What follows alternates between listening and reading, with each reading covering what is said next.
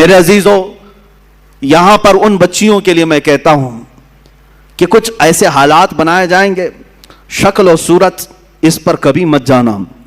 فرمایا گیا کہ ایک نوجوان کی شکل میں شیطان آتا ہے، ابلیس لعین ایک خوبصورت نوجوان کی شکل میں آتا ہے عورتوں کے پاس، اچھے بال، اچھا چہرہ، اچھے کپڑے، جو اپنی طرف موہ لے۔ تو لڑکیاں اگر شہوت کے ساتھ اس کی طرف دیکھنے لگ گئیں تو فرمایا گیا النظر سہم من سہام الشیطان، یہ آنکھ جو ہے شیطان کے تیروں میں سے ایک تیر ہے۔ نظر جو پڑتی ہے، شہوت کے ساتھ جو نظر گئی، شیطان وہاں تیر چلا دیتا ہے۔ جو نوجوان تمہیں بھا گیا، یہ ضروری نہیں کہ وہ انسان ہی ہے، وہ شیطان بھی ہوتا ہے۔ شیطان کوئی لمبے سینگ والا، بڑی پونچھ والا، پر والا نہیں ہے کہ ایسی شکل میں آئے گا تب تم ڈر کے بھاگو گی۔ شیطان تو ایک اچھے نوجوان کی شکل میں بھی آتا ہے، خوبصورت لڑکوں کی شکل میں آتا ہے، اور مردوں کے پاس خوبصورت لڑکیوں کی شکل میں آتا ہے۔ جب یہ بہک جاتے ہیں، گناہ کر لیتے ہیں، تب چلا جاتا ہے، بھاگ جاتا ہے، اچھے اچھے پرہیزگاروں کی شکل میں آ جاتا ہے اور تمہارے ایمان کا سودا کرنے لگ جاتا ہے۔ میرے عزیزو، بنی اسرائیل کی وہ حکایت مجھے یاد آتی ہے جس میں اس نے ایک بڑے عابد کا تقوی بھسم کر دیا۔ بہت بڑا عابد، نیک، اپنے صومعہ سے نکلتا نہیں تھا۔ صومعہ اس کو کہتے ہیں جہاں عبادت کرنے کی جگہ ہوتی تھی پہلے بنی اسرائیل میں، اس کے باہر وہ کبھی نہیں نکلتا تھا۔ 4 بھائی تھے، ایک بہن تھی قریب میں، وہ چاروں بھائی تجارت کے لیے جا رہے تھے، بہن اکیلی گھر میں تھی۔ کہا کس کے حوالے کر کے جائیں گے؟ تو اس عابد، اس پرہیزگار شخص کے پاس آئے چاروں بھائی، کہا ہم اپنی بہن کو چھوڑ جا رہے ہیں، آپ صرف خیال رکھنا، آپ نظر رکھنا۔ اس نے کہا ہاں ٹھیک ہے، وہ چلے گئے۔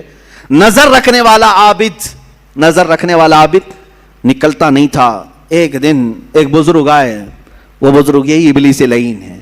آ کر کے اس نے دروازے پر کہا کہ تیرے بھروسے ایک نوجوان لڑکی کو چھوڑ گئے ہیں، وہ گھر میں بیچاری اکیلی پک رہی ہوتی ہے اور بہت زیادہ اکتا جاتی ہے، کبھی کبھار بات تو کر لو، اس کو خیریت تو پوچھو۔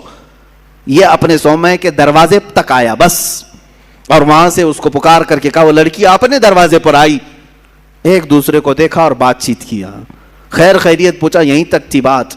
لیکن شیطان یہیں سے اپنے کام شروع کرتا ہے۔ اس کے بعد دوسرے دن یہ عابد اور بات چیت شروع کر دیا۔ یہاں سے یہ سلسلہ اتنا بڑا کہ اس کے اندر عبادتوں کی جو طلب تھی وہ کم ہونے لگی۔ اب یہ اپنے صومعہ سے نکل کر کے اس کے گھر بھی جانے لگا، جا کر کے گھنٹوں بات چیت کرتے رہے۔ وہ وقت بھی آیا جب اس نے اس کے ساتھ زنا بھی کر لیا، اس ایک نوجوان خاتون کے ساتھ، کیونکہ یہ شادی نہیں کرنے والا تھا، پوری قوم کے نزدیک یہ نہایت عابد ہے، پرہیزگار ہے، زنا ہو گیا، حمل بھی ٹھہر گیا۔ اب کیا کرے؟ نوجوان لڑکی کے ساتھ ایسے معاملات ہوئے ہیں، ڈرا۔ وہی ابلیس آیا پھر بزرگ کی شکل میں، کہا دیکھو بہت بڑا معاملہ ہو جائے گا، اگر تم یہ معلوم ہو گیا تو پوری قوم تمہارے ساتھ کیا کرے گی؟ کہا کیا کروں؟ کہا اس کا گلا دبا دو، مار دو اور دفن کر دو، گھر میں کسی کو پتہ بھی نہیں چلے گا۔ اس نے قتل کر دیا اس لڑکی کو اور دبا دیا اندر، زمین صاف کر دیا۔ جب چاروں بھائی تجارت سے واپس آئے، پوچھا کہاں ہے ہماری بہن؟ کہا وہ بیمار ہو گئی تھی، میں نے اس کو بہت علاج کیا، انتقال کر گئی، قبرستان میں دفن کیا، ایک جھوٹی قبر دکھا دیا۔ وہ روئے دھوئے، ہو گئی بات ختم۔ لیکن کیا یہیں پر سلسلہ ختم ہو جاتا ہے؟ چند دنوں کے بعد ان بھائیوں کے پاس یہ ابلیس آیا، کہا یہ عابد جھوٹ بولتا ہے، یہ جو عبادت کرنے والا مکار ہے جھوٹ بولتا ہے، تمہاری بہن سے اس نے منہ کالا کیا، حمل ٹھہرا، تو اس کے بعد اس نے مار کر کے یہیں گھر میں دفن کیا۔ انہوں نے کھود کر کے دیکھا تو لاش کا پرانا بقیہ مل گیا۔ اب وہ واویلا مچا کہ باہر آنے کے بعد اس کو صومعہ سے باہر کھینچا گیا، اس کے کپڑے پھاڑے گئے، اس کے بال نوچے گئے، منہ کالا کیا گیا، پورا گاؤں ٹوٹ پڑا، اس کا صومعہ توڑ ڈالے، اور اس کے بعد پھر اس کو پھانسی پر چڑھایا گیا۔ پھانسی پر جب چڑھایا گیا تب پھر ابلیس آیا، کہا کہ بہت بری حالت ہو گئی تمہاری، مجھے افسوس ہے، لیکن میں تجھے بچا سکتا ہوں، میں تجھے یہاں سے نکال سکتا ہوں، میرے پاس طاقت ہے۔ کہا کیا کرنا ہوگا بتا دے۔ اس ابلیس نے کہا بس تو یہ کہہ دے کہ تیرے لیے سجدہ جائز ہے، یعنی اپنے لیے کہا کہ تو مجھے یہ سمجھ لے کہ میں آزاد کروں گا تو تو مجھے سجدہ کرے گا۔ کہا بالکل کروں گا، سجدہ کروں گا۔ کفر کر دیا، اسی وقت اس کو پھانسی پر چڑھا دیا گیا، شیطان بھاگ گیا۔ جس کی ابتدا عبادتوں سے شروع ہوئی تھی، انہی نظروں کا دھوکہ تھا کہ کفر پر موت ہو گئی۔ یہ حکایت بھی موجود ہے۔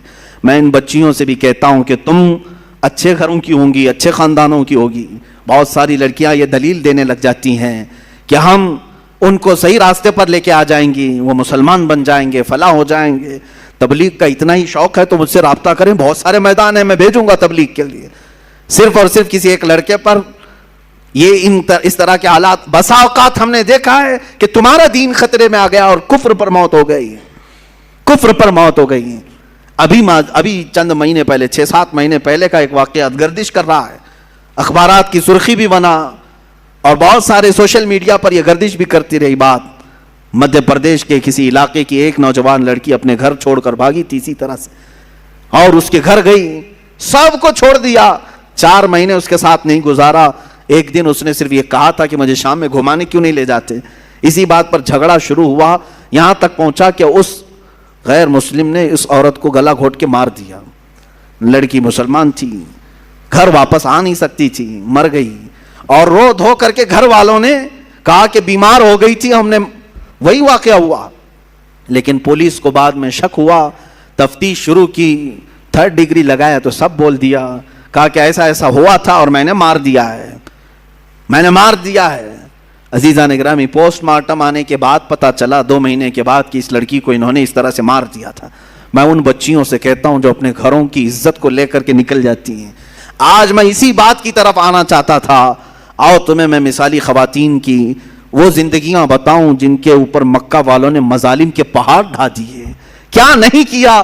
اس سیدہ سمیہ کو لاکھوں سلام, جن کو گھر سے گرفتار کر کے مکہ کے کافروں نے بیچ بازار میں لایا اور گھوڑے کی ٹانگوں سے باندھ دیا. کہا سمیہ چھوڑ دے اپنے دین کو. اگر خواہشات ان عورتوں کے دلوں میں بھی ہوتی تو چھوڑ دیتی. مکہ کے بڑے بڑے رئیس ان کو اپنانے کے لیے تیار تھے, بڑے بڑے پیسے والے اپنے لیے اپنے گھر کو ان کو بلانے کے لیے تیار تھے. سیدہ سمیہ اس وقت بھی احد احد کہتی رہی, میرا اللہ ایک ہے, میرا اللہ ایک ہے, اس کے علاوہ میں کسی بات کا اقرار نہیں کروں گی. ان کو اتنا مارا سیدہ سمیہ کو. ابو جہل خبیث مردود نے ان کی شرمگاہ پر نیزہ مار کر کے انہیں شہید کیا. تمہیں معلوم ہے پوری اسلام کی تاریخ اٹھا کر کے دیکھنا, اسلام میں سب سے پہلے شہید ہونے والی اگر کوئی ہے تو سیدہ سمیہ ہے. وہ عورت ہے جنہوں نے جان پیش کر دیا, دین نہیں دیا, دین نہیں بیچا. حضرت فقیہہ, حضرت نہدیہ, حضرت زنیرہ, یہ وہ صحابیات ہیں جو باندیاں تھیں یا غلام تھیں لیکن بہت ماری گئی ہیں, بہت تکلیف اٹھائی گئی. اب تک تم حضرت بلال حبشی کا ہی سنتے رہے نا, حضرت خباب کا سنتے رہے, حضرت نہدیہ کا سنو, حضرت زنیرہ کا سنو, حضرت فقیہہ. ایک ایسی صحابیاں ہیں جن کو خود حضرت عمر مارتے تھے ایمان لانے سے پہلے, اتنا مارتے تھے کہ تھک جاتے تھے اور بیٹھ کر کے کہتے کہ میں تجھے اس لیے نہیں چھوڑا ہوں کہ تجھ پر رحم آ گیا, اس لیے چھوڑا ہوں کہ میں تھک گیا ہوں. حضرت فقیہہ اس وقت بھی کہتی, عمر اگر تو ایمان نہیں لائے گا تو پھر تجھے ہر مار کے بدلے اللہ کی بارگاہ میں جواب دینا پڑے گا, اور اگر تو ایمان لے آتا ہے تو یہ مجھ پر جتنے مار مارا ہے سب معاف ہو جائیں گے. اس وقت کہتی تھی حضرت فقیہہ, کون عورت ہے جو مار کھانے کے بعد یہ کہے کہ تو ایمان لے آ جا, کون ہے. یہ ایک باندی تھی حضرت فقیہہ.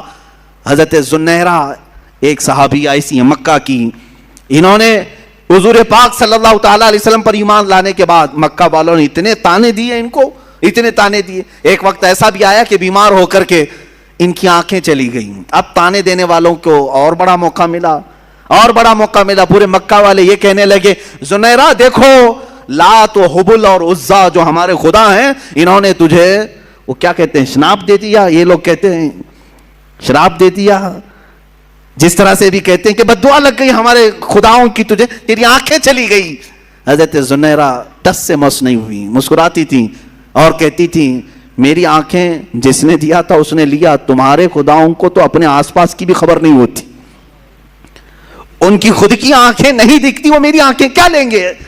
دوسرے عورتیں بہت جلدی ان باتوں کی طرف آ جاتی ہیں, ارے کہیں ایسا تو نہیں ہے کہ حقیقت میں جو کہہ رہے ہیں کہ فلاں کی بد دعا لگ گئی, اب شگن ہو گیا, فلاں ہو گیا. ان کی آنکھیں چلی گئی تھی تب بھی وہ ایمان پر قائم تھی. یہاں بچے رونے لگ جائیں, 3-4 دن ستانے لگ جائیں تو آ جاتے ہیں. کہا کہ حضرت ہم نے سنا ہے کہ اس کا نام کوئی سخت ہو گیا ہے, اس کی وجہ سے یہ ایسا ستا رہا ہے, پریشان کر رہا ہے. پوچھا نام کیا ہے, کہا حسین ہے. کوئی سخت نام ہے. وہ عورتیں بھی آئی جنہوں نے اپنی بچیوں کا نام زینب رکھا, کہا حضرت نام کا تو کچھ اثر نہیں ہو رہا ہے, माज़ अल्लाह रब्बिल आलमीन, इस्लामी नाम रखे हो, अंत विश्वास कहां से तुम्हारे अंदर आया है?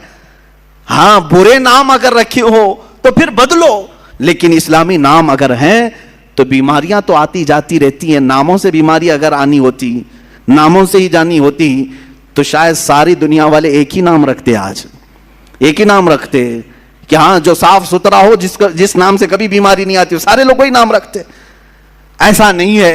ये इस तरह की अंधी अकीदतें जो दाखिल की गई। हजरत ज़ुनैरा इस सहाबिया से हमें मिलता, आंखें चली गई तब भी वो ईमान पर इस तरह कायम थी और कहती, मुझे ईमान लाने की वजह से आंखें नहीं गई हैं, तुम्हारे खुदाओं को आस पास का होश नहीं होता, वो मेरी आंखें क्या लेंगे। हजरत उम्मे शरीक एक सहाबिया ऐसी हैं, मक्का वालों ने, उनके खानदान वालों ने, उनके ददियाल ननिहाल दोनों खानदानों ने मिलकर के क्या किया जानते हैं?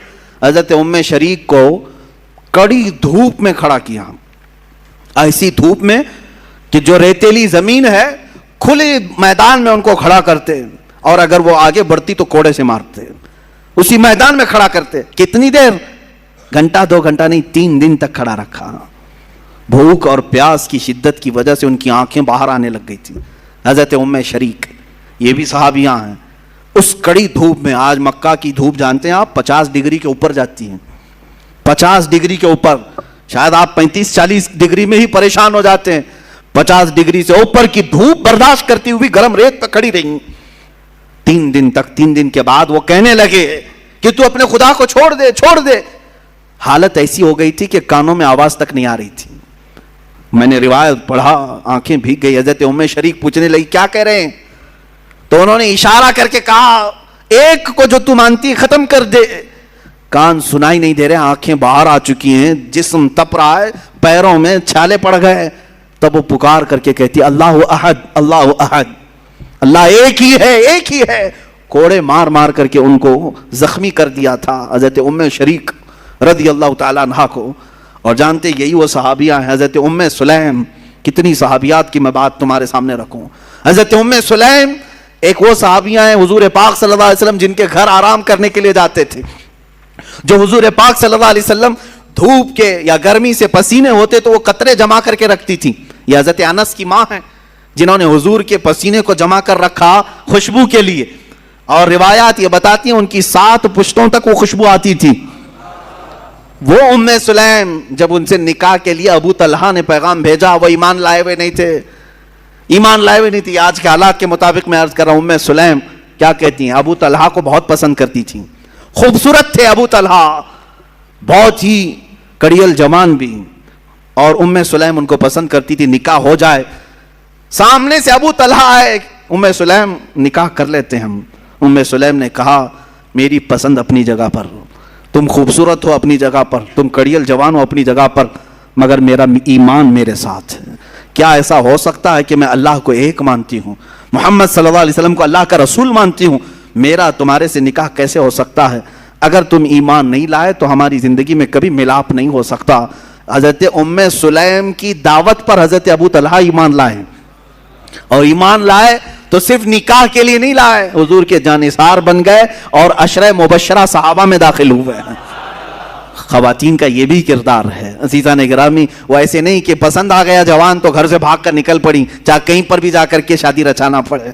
माज़अल्लाह, उन बच्चियों की जिंदगी पर मुझे बड़ा अफसोस होता है जिन माँ बाप की इज्जत को मिट्टी में मिला करके फख्र करती हैं। ये सब कहाँ से हो रहा है जानते हैं? ये सब इसी टेलीविजन से, इंटरनेट से और सीरियलों से। आज पूरी दुनिया मिला करके ऐसी चीजें दिखाना चाह रही है।